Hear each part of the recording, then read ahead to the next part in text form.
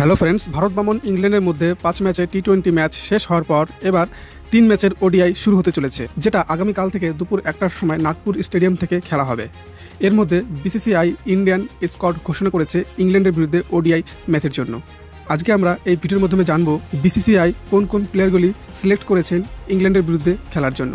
সর্বপ্রথম ক্যাপ্টেন রোহিত শর্মা, 2 নম্বরে শুভমন গিল, 3 নম্বরে বিরাট কোহলি, 4 নম্বরে শ্রেয়স আয়ার, 5 নম্বরে কেএল রাহুল, 6 নম্বরে ঋষভ পান্ত উইকেট কিপার, 7 নম্বরে হার্দিক পান্ডিয়া, 8 নম্বরে রবীন্দ্র জাদেজা, 9 নম্বরে অক্ষর প্যাটেল, 10 নম্বরে কুলদীপ যাদব, 12 নম্বরে ওয়াশিংটন সুন্দর, 12 নম্বরে জসপ্রীত বুমরা, 13 নম্বরে মোহাম্মদ শামি, 14 নম্বরে আর্শদীপ সিং, 15 নম্বরে যশস্বী জয়সওয়াল, 16 নম্বরে হর্ষিত রানা।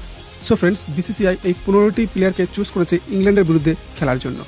সো ফ্রেন্ডস, আপনারা অবশ্যই কমেন্ট করে জানাবেন যে এই টিম নিয়ে ইংল্যান্ডের বিরুদ্ধে যে 3টি ম্যাচের ওডিআই শুরু হতে চলেছে আগামীকাল থেকে, ইন্ডিয়া কত ব্যবধানে জিততে পারে।